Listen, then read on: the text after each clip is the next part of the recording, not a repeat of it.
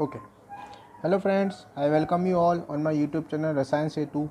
Friends, in today's video we are going to discuss previous year questions of group theory which was asked in GATE and TIFR exams. Okay friends, so let's start. This is your first question which was asked in GATE 2015 exam and for 2 marks. The question says the point group of IF7 is, you have 4 options. Okay friends, as you know, in IF7 the geometry is pentagonal bipyramidal.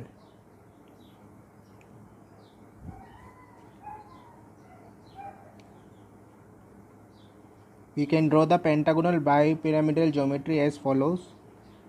The eye is situated in center of pentagon.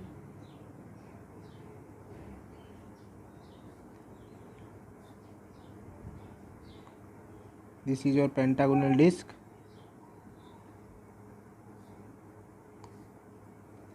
Five fluorine atoms at 5 corners of pentagon.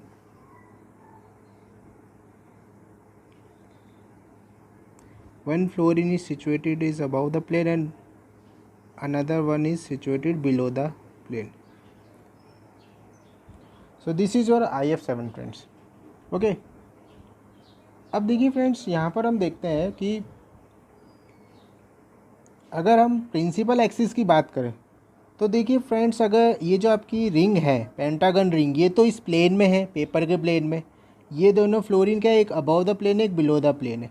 तो अगर हम एक axis pass करें इस fluorine, इस iodine, इस fluorine के बीच में से, तब क्या होगी, वो आपकी हो जाएगी प्रिंसिपल एक्सिस।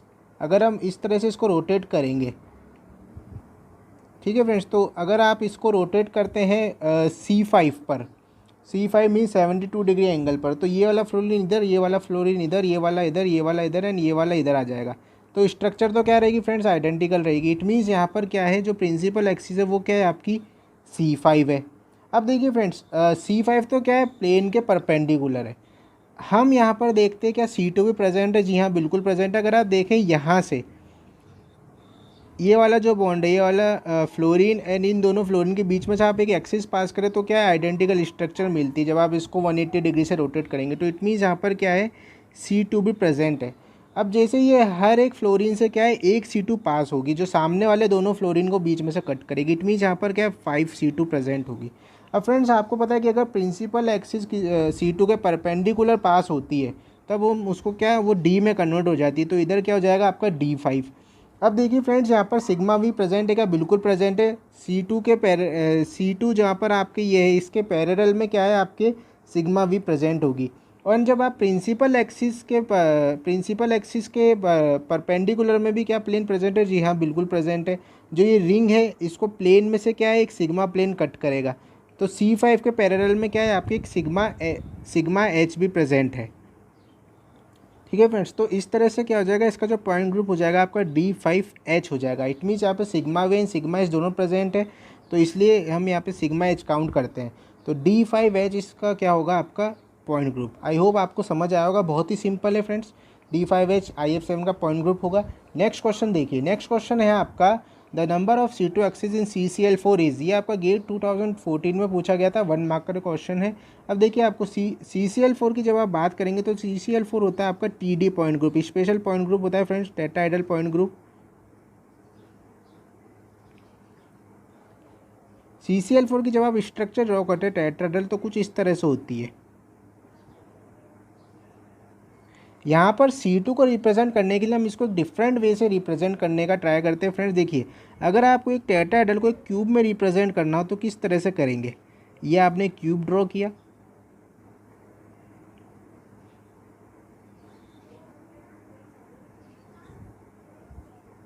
मान लीजिए इस क्यूब के सेंटर में क्या है, आपके कार्बन है एंड इसके चारों कॉर्नर्स पे क्या है, क्लोरीन होगा। अब चारों कॉर्नर्स हम कैसे डिसाइड करेंगे, आपको दोनों अपोजिट कॉर्नर्स लेने हैं। जो भी को अगर आपने ये लिया तो इसका अपोजिट क्या है, ये, तो इधर एक क्लोरीन, इधर एक क्लोरीन। अब ये दोनों जहाँ पर है नीचे वाले फेस में, इन दोनों के अपोजिट क्या है, कॉर्नर्स लेने हैं। तो यहाँ पर ये वाला कॉर्नर एंड ये वाला कॉर्नर आमने सामने का, तो ये एक क्लोरीन और ये एक क्लोरीन। तो ये आपके क्या है, CCl4 टेट्राहेड्रल क्यूबिक फॉर्म में है। अब देखिए फ्रेंड्स, यहाँ पर क्या है, जब हम देखते हैं तो वैसे आपको देखने से पता लग जाएगा कि अगर आप एक क्लोरीन और कार्बन के बीच में से एक एक्सिस पास करें और जब आप इसको रोटेट करेंगे तो ये वाली एक्सिस तो क्या होगी आपकी C3 होती है। ठीक है फ्रेंड्स, एक कार्बन और क्लोरीन को बीच में रखकर जब आप इसको घुमाते हैं तो ये 120 डिग्री पर क्या आइडेंटिकल रोटेशन मिलता है। अब हर एक कार्बन और क्लोरीन के बीच में से निकालते एक C3, तो इट मीन्स यहाँ पर क्या होगी 4 तो C3 होगी। जब हम बात करते 3 C2 की, यहाँ पर C2 क्या है टोटल आपके पास 3 होती है। ये C2 आप कैसे निकालेंगे फ्रेंड्स, ये होती है दोनों क्लोरीन और एक कार्बन के बीच में से। तो देखिए एक अगर आप इसको दे नंबर 1, इसको दे नंबर 2, इसको दे नंबर 3, तो इसको दे नंबर 4, तो एक C2 जो होगी वो क्लोरीन नंबर 1 एंड सेकंड के बीच में से पास होगी। एक C2 होगी क्लोरीन नंबर 1 एंड थर्ड के बीच में से, एक C2 होगी क्लोरीन नंबर 1 एंड फोर्थ के बीच में से। ठीक है फ्रेंड्स, तो इस तरह से यहाँ पर टोटल क्या है आपकी 3 C2 प्रेजेंट। तो इस क्वेश्चन का आंसर आपसे C2 का नंबर ही पूछा गया था, तो आंसर क्या जाएगा आपका 3 C2। 1 मार्कर क्वेश्चन था गेट 2014 में, बहुत ही सिंपल। चलिए नेक्स्ट क्वेश्चन देखते हैं। What is the point group of Fe2CO9। Friends ये क्वेश्चन आपका टिफर 2015 में आया था, 3 मार्क्स का क्वेश्चन है। Tipper is Tata institute of fundamental research. ठीक है फ्रेंड्स, तो देखिए Fe2CO9 की जब आप स्ट्रक्चर देखते हैं तो Fe2CO9 की स्ट्रक्चर में आप देखते हैं कि एक Fe बॉन्ड प्रेजेंट होता है। इसमें 3 क्या होते हैं आपके ब्रिजिंग कार्बोनाइल ग्रुप्स होते हैं, 3 ब्रिजिंग कार्बोनाइल ग्रुप्स होते हैं, 3 टर्मिनेटिंग कार्बोनाइल ग्रुप्स होते हैं। अब ब्रिजिंग कार्बोनाइल ग्रुप्स को देखिए किस तरह से शो करेंगे हम फ्रेंड्स। इसमें क्या होता है फ्रेंड्स, एक कार्बोनाइल ग्रुप जो है वो तो प्लेन में रहता है, एक ब्रिजिंग कार्बोनाइल प्लेन के अबव में रहता है इस तरह से, जिसको हमने वेज लाइन से शो किया है। एंड एक ब्रिजिंग कार्बोनाइल जो है आपके बिलो द प्लेन रहता है, जिसको हम डैश लाइन से शो करेंगे। ये सिमिलरली फैशन में आप देखेंगे कि ये जो टर्मिनल 3 कार्बोनाइल होते हैं जो तीनों Fe से अटैच होते हैं, इनमें देखिए फ्रेंड्स क्या है कि एक तो क्या है ये कार्बोनाइल आपका प्लेन में है, ये कार्बोनाइल आपका क्या है बिलो द प्लेन है, एंड ये कार्बोनाइल आपका क्या है अबव द प्लेन। सिमिलरली यहाँ पर भी आप देखते हैं कि एक कार्बोनाइल तो आपका क्या होगा प्लेन में होगा, एक कार्बोनाइल आपका जो है बिलो द प्लेन होगा, एंड एक कार्बोनाइल क्या है आपका अबव द प्लेन होगा, इस तरह से। तो फ्रेंड्स देखिए इसमें क्या है आपकी जो प्रिंसिपल एक्सिस होती है वो होती है C3 किस तरह से फ्रेंड्स, जब आप इसको देखिए यहाँ पर C3 अप्लाई कीजिए, यहाँ पर इस Fe पर C3 लगाइए ऐसे।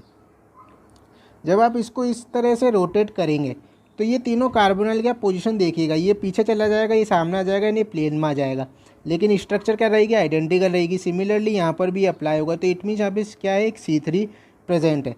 अगर हम इसमें देखें C2 की बात करें फ्रेंड्स, तो C2 इसमें इस तरह से लगेगी। ठीक है फ्रेंड, इस तरह से।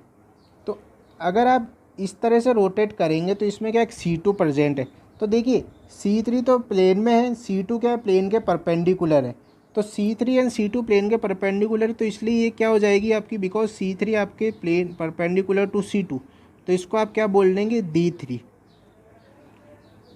ठीक है फ्रेंड्स, अब इसी तरह यहाँ पे sigma we and sigma H दोनों प्रेजेंट होते हैं, तो sigma we sigma H present होने पर हम किसको काउंट करते हैं सिग्मा एच को, तो यहाँ पर ये जो इसका पॉइंट ग्रुप होगा वो हो जाएगा आपका D3H।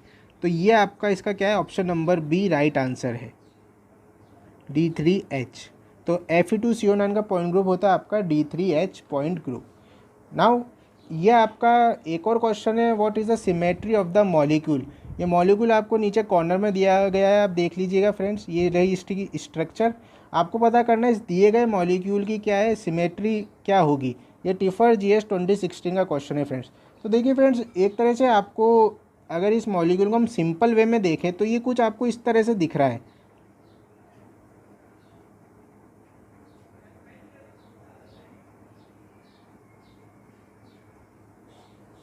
ठीक है फ्रेंड्स, इस तरह से। अब देखिए फ्रेंड्स क्या मीन्स ये क्या 2 डायमेंशनल स्ट्रक्चर है आपकी, कुछ इस तरह से ये मॉलिक्यूल है। तो देखिए फ्रेंड्स अगर आप इसमें बात करें इस तरह से,